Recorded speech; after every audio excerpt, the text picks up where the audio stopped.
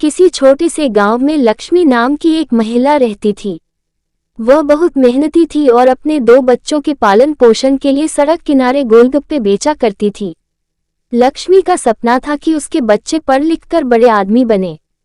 वह दिन रात मेहनत करती, लेकिन आमदनी इतनी कम थी कि मुश्किल से गुजारा चलता। आज तो बहुत कम पैसे आए हैं, इतने पैसे में हमारा गुजारा कैसे चलेगा। एक दिन जब लक्ष्मी अपने गोलगप्पे का सामान खरीदने बाजार जा रही थी, तो रास्ते में एक तेज रफ्तार ट्रक ने उसे टक्कर मार दी। उसकी मौत मौके पर ही हो गई।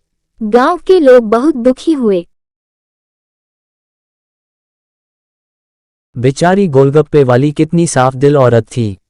लेकिन उसके बच्चों के लिए ये सबसे बड़ी त्रासदी थी।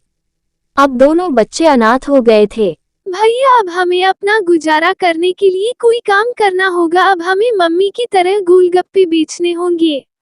ठीक है, कल से हम गोलगप्पे बेचने जाएंगे। लक्ष्मी के जाने के बाद बच्चों ने उसकी दुकान को चलाने की कोशिश की, लेकिन वे बहुत छोटे थे और उनके पास अनुभव नहीं था। धीरे धीरे दुकान बंद हो गई और उनका गुजारा करना मुश्किल हो गया। एक रात बड़ा बेटा रोते रोते सो गया। तभी उसने सपना देखा कि उसकी माँ उसके पास आई है। लक्ष्मी ने कहा, डरो मत, मैं तुम्हारी मदद करूंगी। तुम फिर से गोलगप्पे की दुकान खोलो, मैं तुम्हारे साथ रहूंगी। सुबह उठकर बच्चों ने वही किया जो उनकी माँ ने सपने में कहा था। उन्होंने गोलगप्पे का ठेला लगाया, लेकिन सबसे अजीब बात यह थी कि दुकान पर अचानक ग्राहक आने लगे। चमत्कार! बच्चों ने देखा कि गोलगप्पे का पानी और आलू का मसाला हमेशा पर्याप्त रहता था, भले ही ग्राहक कितने भी हों। कोई भी सामान खत्म नहीं होता था।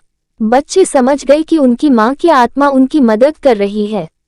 लोगों ने भी महसूस किया कि इस दुकान में कुछ खास है। गोलगप्पे का स्वाद इतना लाजवाब था कि दूर दूर से लोग आने लगे। लक्ष्मी की आत्मा ने तब तक बच्चों की मदद की जब तक वे अपने पैरों पर खड़े नहीं हो गए। उन्होंने पढ़ाई पूरी की और अपने जीवन को सफल बनाया। ये कहानी सिखाती है कि माँ का प्यार और त्याग कभी खत्म नहीं होता, चाहे वह इस दुनिया में हो या दूसरी।